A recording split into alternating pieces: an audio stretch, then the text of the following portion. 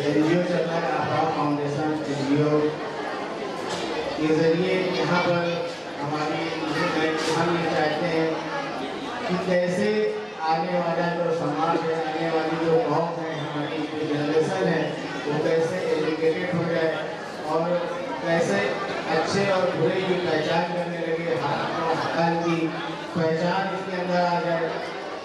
इसी मुहिम को चलाते हुए हमने लगभग पिछले 4 सालों से एनजीओ से अपने काम करते रहे, लेकिन अकेले काम करने से कुछ नहीं होता है। इस बात को हमें समझने में लगभग 3 साल लग गए। 3 साल के बाद फिर हमने अभी पिछले साल से अपनी टीम बनाना चालू की, जिसमें आज अल्हम्दुलिल्लाह हमारी आभा फाउंडेशन एनजीओ की बात को लेकर के जिस लोगों के पास हम गए, मेंबर्स का तहे दिल से शुक्रिया अदा करते हैं कि जो भी मेंबर्स आज हैं, हम उनका तहे दिल से शुक्रिया अदा करते हैं कि बहुत हमारे जब भी हमने बुलाया। आज का समय कितनी मशगूली का समय है, कितनी परेशानी का समय है, लोगों के पास समय नहीं है, लेकिन फिर भी हमारे सभी मेंबर्स जब भी हमने आवाज़ दी हमारे साथ खड़े हुए। इस वजह से खड़े हुए कि हमारी आने वाली जो जनरेशन है, जो कौम है, उस कौम के सभी बच्चे एजुकेटेड हो जाए। इस बात की चर्चा चल रही है। भाई देखिए, हमारा काम मानना ये है कि अगर हमने कपड़ा दे दिया तो मान लो 2, 4, 6 महीने के बाद कपड़ा उसका खराब हो जाएगा, फिर वो कपड़ा मांगेगा आपसे। हमने उसको खाना खिलाया, सुबह खाना खिलाया, शाम को फिर भूखा हो जाएगा वो। तो हमारी जो एनजीओ का जो काम है, हमारा एनजीओ का काम एजुकेशन पर है। हम बच्चे को अगर तालीम दे दिया और उसको बता दिया कि तालीम क्या है और उसको अच्छे बुरे पहचान हो जाएगी, वो अपना भी गुजारा करेगा और अपने आने वाले लोगों का गुजारा करेगा और समाज में लोगों की रिस्पेक्ट करेगा, इज्जत करेगा। इसी के लिए हम चाहते हैं कि सबसे पहले हमारे जो भी मेंबर्स हैं सब स्टेज पर आ जाए, हमारे साथ एक ग्रुप सेशन फोटो हो जाए, कम से कम यादगार रहेंगे हम लोग। सभी मेंबर्स में आवाज देते हैं, जो भी मेंबर्स आए जिनके इंशाअल्लाह ताला अगर हम अपनी एजुकेशन को मजबूत कर लेंगे और पढ़ाई अच्छे से अच्छे दर्जे पढ़ाई करेंगे तो इंशाअल्लाह एक दिन सब कामयाब हो जाएंगे। और यही कामयाबी का रास्ता होगा जो हमारी दुनिया और आखिरत की बात हमेशा हमें चलती रहे, हम रहे या ना रहे, लेकिन कि हमारा फाउंडेशन रहे और लोग इससे जुड़ते रहे और आगे काम करते रहे। तो हम ये चाहते हैं कि अब हमारे बीच अभी कुछ चीफ गेस्ट जो हमने बुलाए थे, डॉक्टर तौसीफ अहमद साहब जो भी लखनऊ से चल कर आ चुके हैं, अब हम अभी उनको बुलाने वाले हैं, वो आ गए हैं। बस 5 से 10 मिनट के अंदर आपके सामने आ जाएंगे। तब तक हमारे सामने आपके पास जो माइक पकड़कर ये खड़े हुए हैं मोहम्मद आमिर साहब, ये हमारे बीटेक होल्डर हैं और ये आज अमेरिका की कंपनी में जॉब भी कर रहे हैं, वर्क फ्रॉम होम लॉकडाउन से ये काम कर रहे हैं, जो आपके सामने माइक पकड़े हुए हैं। और ये आमिर साहब को हमने कल कहा, ये कल चले आए, जबकि ये जॉब पे मशगूल है, सब कुछ करते रहते हैं, लेकिन इनको जब सुना कि इकबाल सर ने ऐसी मुहिम चला रखी है तो ये हमारे साथ तुरंत जुड़ गए, हमारे साथ कंधे से कंधा मिलाकर खुद खड़े हो गए। हम चाहते हैं कि आमिर साहब कुछ और 2 बातें बताएं आप लोगों को, फिर जब हमारे डॉक्टर साहब आ जाएंगे फिर हम आगे प्रोग्राम स्टार्ट करते हैं। सर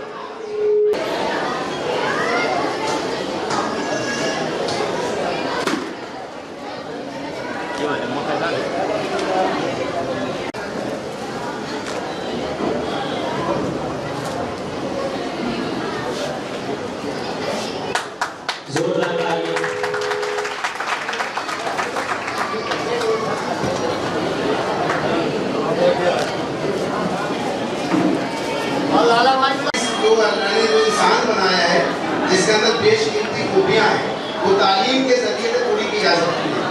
मालूम किया जा सकता है कि उसको कैसे हासिल करना है। अल्लाह ताला ने तालीम को हर आदमी को वुज़ू का तरीका मालूम है या नमाज का तरीका मालूम है। अल्लाह ताला जो भी चीज़ बनाता है, जहाँ जो भी चीज़ें मौजूद हैं, जैसे ये पंखा मौजूद है और ये अपनी वजूद जो इसका हवा देना है वो भूल जाए तो इसका क्या हाल होगा। ये जो बल्ब यहाँ पे रोशनी दे रहा है, ये सिर्फ रोशनी ना दे तो इसकी खूबसूरती कोई मायने नहीं रखती है। तो अल्लाह ताला ने जिस काम के लिए हमें बनाया है, अल्लाह ने हमें बनाया दूसरों की भलाई के लिए बनाया है, नेक बात बताने के लिए बनाया है, बुराई के रास्ते को रोकने के लिए बनाया है। हमारी जिंदगियों में फिर एक बार हमारी जिंदगी का बहुत अहम रोल आता है जब हम शौहर हैं या बीवी हैं, तो हमें अपनी उस जिंदगी में अगर शौहर है तो बेहतर शौहर बनना है, बीवी है तो बेहतर बीवी बनना है। फिर हमारी जिंदगी में एक पड़ाव आएगा कि हम माँ बाप हैं, तो हमें अपनी उस जिंदगी में अगर एक बेहतरीन माँ बाप बनना है। हर माँ बाप अपने बच्चों से बेपनाह मोहब्बत करते हैं और यहाँ पे बैठा हुआ शख्स और इस दुनिया में जितने भी लोग मौजूद हैं सब लोग कामयाब होना चाहते हैं और सब अक्लमंद हैं। एक भी बेवकूफ इस दुनिया में नहीं है। सिर्फ कमी यहाँ पर है कि सही चीज को पहचान नहीं पा रहे। हमने जो सही चीज है उसको हम नहीं पहचान पा रहे। अगर हम सही चीज को पहचान लेंगे तो इंशाल्लाह हम कामयाब हो जाएंगे। स्कूल की जिंदगी में जो बच्चा पहली क्लास में और जो बच्चा 12th क्लास में, पहली क्लास के सवाल कितने छोटे होते हैं और 12th के कितने कठिन होते हैं, लेकिन वो बच्चा जिसने पहली क्लास का सही तरीके से अपना इम्तिहान दिया हो तो वो भी उसी सब में खड़ा होता है जहाँ पे 12th का बच्चा खड़ा होता है।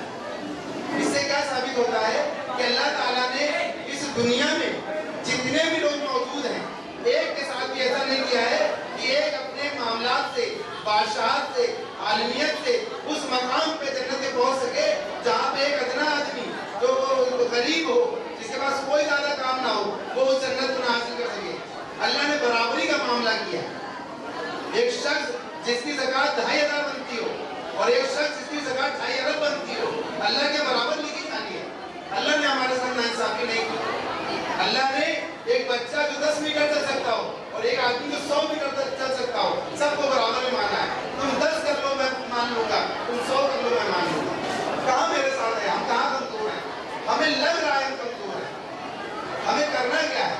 हमारी जिंदगी को मुझे देखना है। जैसे स्कूल में एक इम्तिहान आता है तो उस क्लास के बच्चों को सबको एक ही इम्तिहान देना होता है, पर हमारी जिंदगी के हर इंसान का इंडिविजुअल इम्तिहान है।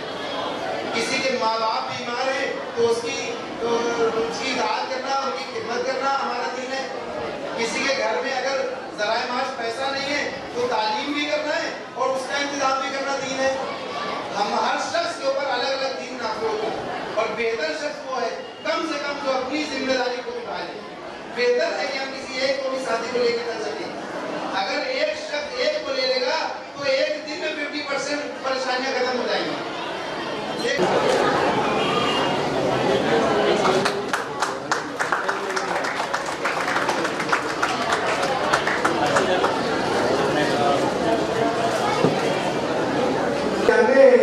उनके हौसला अफजाई की जा रही है और खास मकसद भी आज मुझे उन्होंने इस मंच पे आने और बोलने का मौका दिया। मैं रेलवेज के लिए काम करता हूँ और लास्ट दिवाली की वजह से 3 दिन से लगातार ड्यूटी पे हूँ ट्रेन की, लेकिन इकबाल भाई ने कहा कि आपको आना है हर हाल में भाई, तो मैंने कहा कि मैं पूरी कोशिश करूँगा और यहाँ प्रोग्राम में ज़रूर शिरकत करूँगा। और इन्होंने मुझसे कहा कि आपको तालीम के बारे में बोलना है। ये थोड़ा सा पहले कि हमारे बुजुर्ग लोग कहते थे कि खेलोगे कूदोगे बनोगे खराब, लेकिन आजकल थोड़ा ट्रेंड चेंज हो गया है क्योंकि स्पोर्ट्स जो है वो एक प्रोफेशन की तरह हो गया है। तो थोड़ा सा ट्रेंड चेंज होने के बाद अब लोगों का व्यू ये है कि खेलो। तो मैं ये कहूँगा कि हम अच्छी तालीम लें और अदर एक्टिविटीज़ में भी आगे आए। जैसे कि मैं स्पोर्ट्स कोटे से रेलवे में आया तो आप भी आ सकते हैं। तो अपनी सोच बदलने की जरूरत है और जो लोग हैं जिनके बच्चे हैं वो अपने बच्चे अगर कोई अच्छा क्रिकेट खेलता है या लॉन टेनिस खेलता है तो उसको रोके ना, उसको बढ़ाने का बहुत कमजोर है। तो मैं ये कहना चाहूँगा हम अपनी कमजोरी को अपनी मजबूती बनाएं और हम ब्यूरोक्रेट बने, हम सिस्टम का हिस्सा बने, हम IAS PCS बने पढ़ के। इससे कम की ना सोचे क्योंकि जो हालात है मुल्क में हमारे तो वो हमको बिल्कुल गिराने की कोशिश है, लेकिन हमको समझदारी से तालीम को अपना हथियार बनाना है। तालीम बहुत बड़ा हथियार है। जब हम सिस्टम में आएंगे, जब हम IAS बनेंगे, जब हम PCS बनेंगे, तभी हम जो हमारे खिलाफ चीजें हो रही है तभी हम निजाम उसका चेंज कर पाएंगे। ये मेरी यहाँ पे जो भी हमारे बुजुर्ग आए हैं मैं उनसे गुजारिश करना चाहता हूँ। अब हमारे यहाँ पे बहुत से नौजवान भी हैं, उनको सही तरफ मोड़ें, पॉलिटिकली भी और दुनियावी भी और कहते हैं दीनी भी। ये हमारे बुजुर्गों का बहुत बड़ा रोल कर रहे हैं कि ऐसा ना हो कल को इतना डिजास्टर हो जाए जिसको हम अपनी जीत मान रहे हो वो हमारी हार हो। तो बहुत दिमाग से सेंसिबल चलने की जरूरत है, हालात को भापने की जरूरत है और हम अपने आप को संभाल के चलें और हम सिस्टम का हिस्सा बने। मैं बस इतना ही कहना चाहता हूँ लोगों से। और भी है ध्यान दें उनकी एजुकेशन की जिम्मेदारी, जिससे हमारी कौम मजबूत होगी। जब हमारी कौम मजबूत होगी एजुकेशन लेवल पे, ग्रास रूट लेवल पे, तभी हम कुछ कर सकते हैं। अभी हम बहुत पीछे हैं, हमें बहुत काम करना है। हम जोश में जल्दी आते हैं, जोश बहुत जरूरी चीज है किसी भी चीज को करने के लिए, लेकिन उसके साथ साथ होश भी होना बहुत जरूरी है। तो मेरी सबसे यही गुजारिश है, जोश भी रखिए, होश भी रखिए, एक साथ मिल के चलिए, एक अपने भाई का दर्द समझ के चलिए। कोई भाई हमारा कहीं कमजोर फंस गया है, उसको सब लोग मिलजुल के उसको वहां से निकालें। जरूरी है एक साथ एक सोच बनाएं हर मैटर में, चाहे जैसा हो। दूसरों से आप लोग सबक दे सकते हैं, मुझे कहने कि हम एक सोच बनाएं हर लेवल।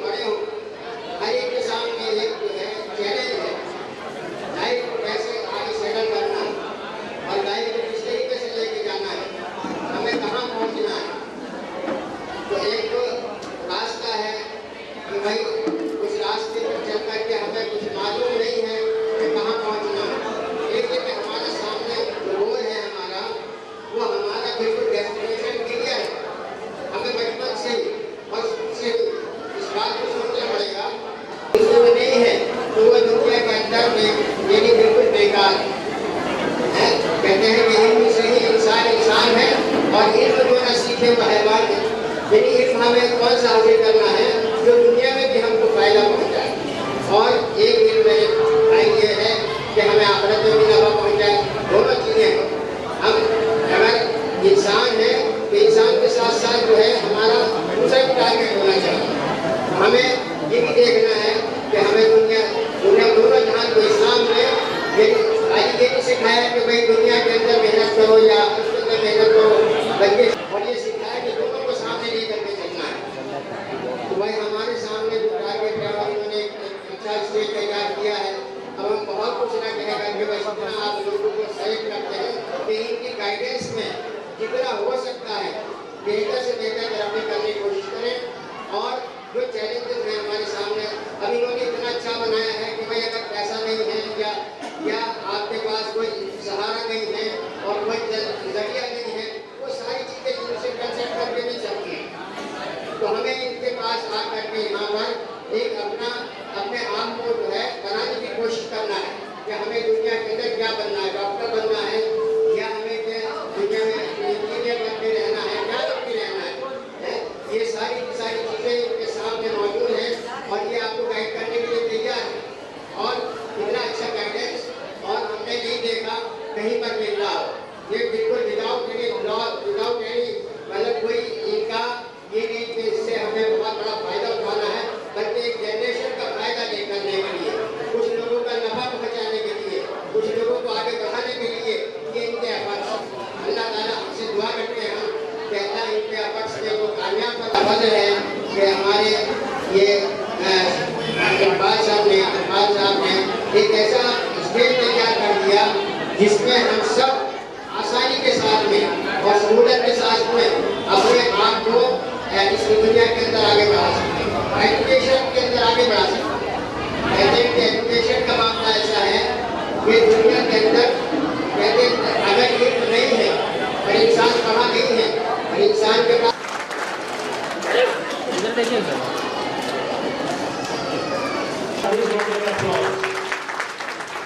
Keep pressing.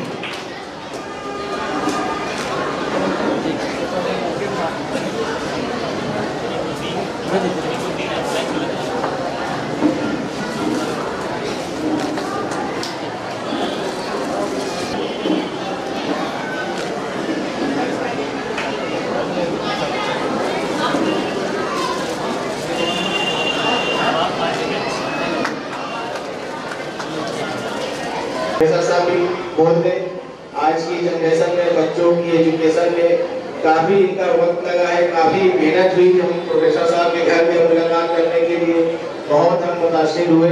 तो चाहते हैं प्रोफेसर साहब भी कुछ दो बातें। 5 years Firoz Gandhi College, degree section, UG and PG. And when I am teaching, the students, most of the competency in my college, the students are girls. Means how they are feeling, how they are grasping the education, and how they want to transform their life. ये education एक ऐसी चीज है जो आपकी life को transform कर दे, बिल्कुल चेंज कर दे, ऐसा बदलाव लाएगी जो जनरेशन आफ्टर जनरेशन आपको देखने को नहीं मिला। एजुकेशन आपको बदहाली से, तंगदस्ती से, परेशानी से, हर तरह की मुसीबतों से बाहर निकाल सकती है।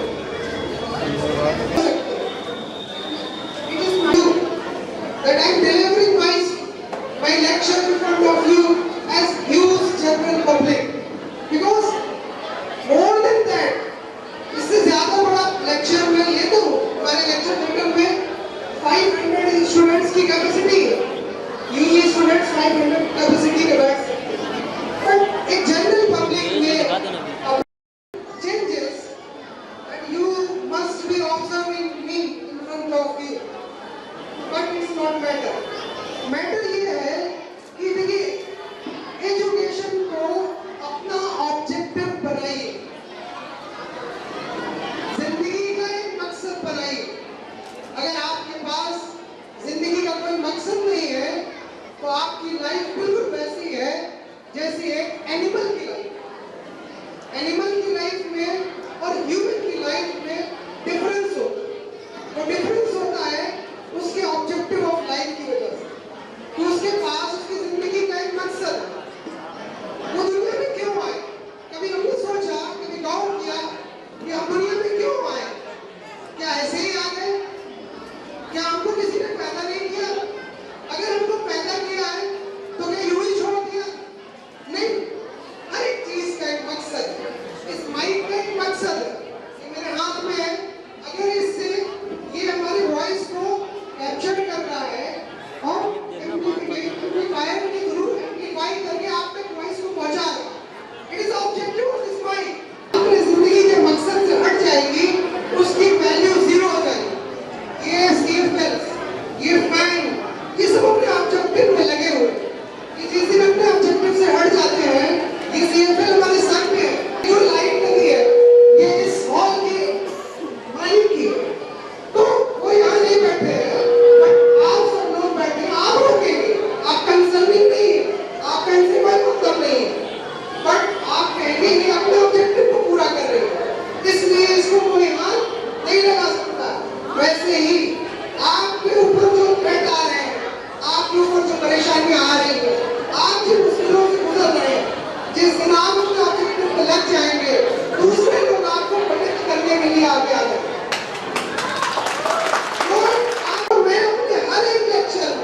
अपने हर स्टूडेंट्स को यही बताने की कोशिश करता हूँ, you should have minimally, you should have your objective of life. आपके पास अपनी जिंदगी का एक मकसद होना जरूरी है। अगर आप मकसद से हट जाएंगे तो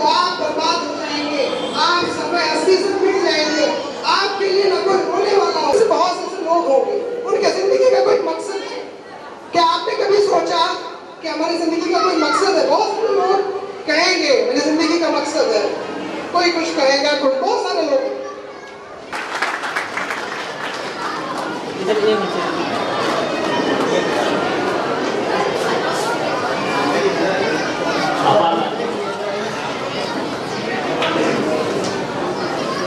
I would request जनाब आफाक आलम हमारे न्यू मेंबर स्टेज पर।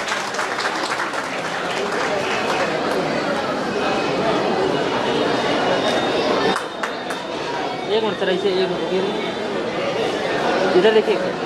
ठीक,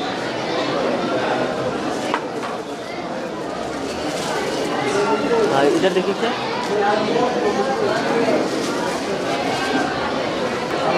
एक Give a huge round of applause. तालियां बजा के ऐसे स्वागत करते रहिए।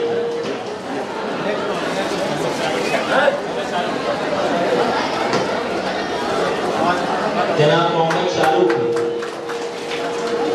जनाब मोहम्मद शाहरुख से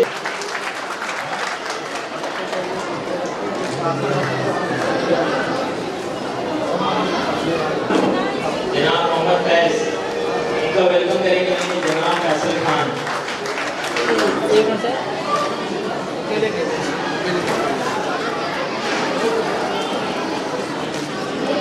मिनट। जनाब फैसल खान,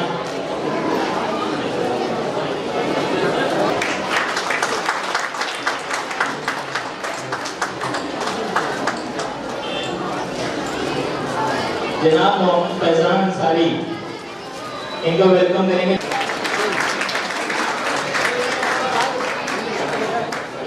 जनाब मोहम्मद इस्माइल, जनाब मोहम्मद इस्माइल, इनका वेलकम करेंगे जनाब मोहम्मद।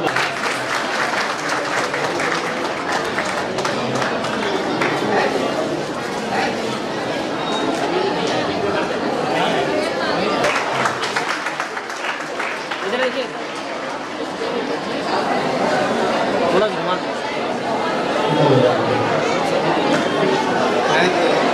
जनाब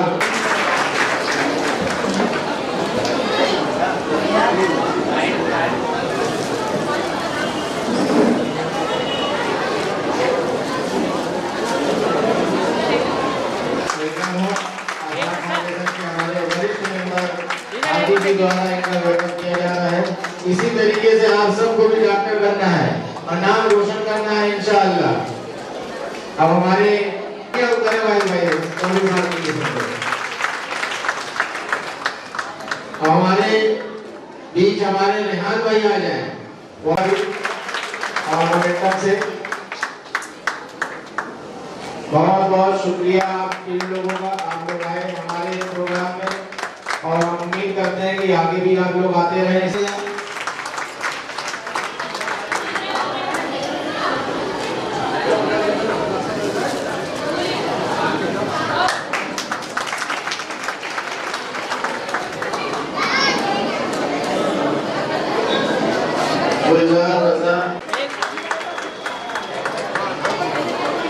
और सब तालियां बजाएं। देखिए ये सब खुर्शीद आलम साहब आ जाए, उनका वेलकम हमारे लकी भाई इशहाद भाई आ जाए, उनका वेलकम कर दे।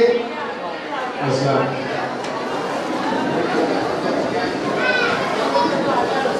हमारे एडवोकेट खुर्शीद आलम साहब के लिए भाई आप जोरदार तालियां दें। बहुत ही जुझारू है और समाज सेवा भी करते रहते हैं माशाल्लाह। हमारे एक बार और जोरदार तालियां फरहान भाई के लिए।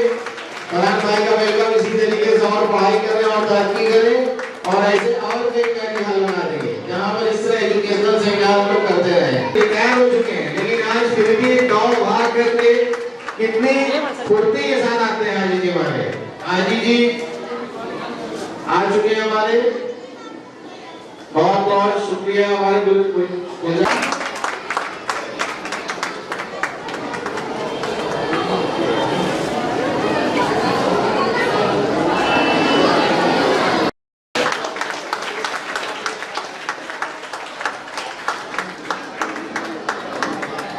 अली हुसैन आ जाए। अली हुसैन ये भी सब एक ही बैच के स्टूडेंट हैं।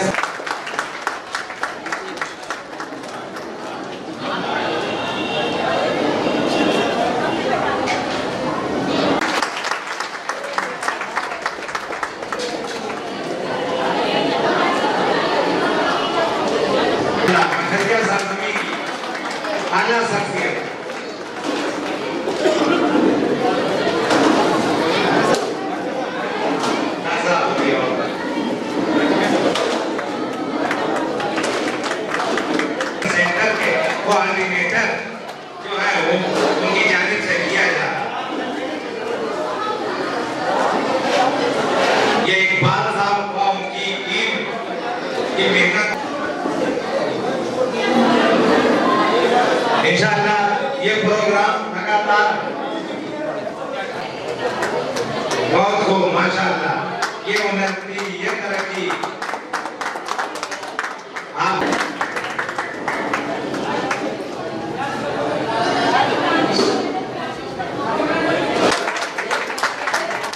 ये देखिए माशाअल्लाह ये उपलब्धि ये तरक्की अगले 3 वर्ष में यहाँ तक हम लोग पहुंचे हैं।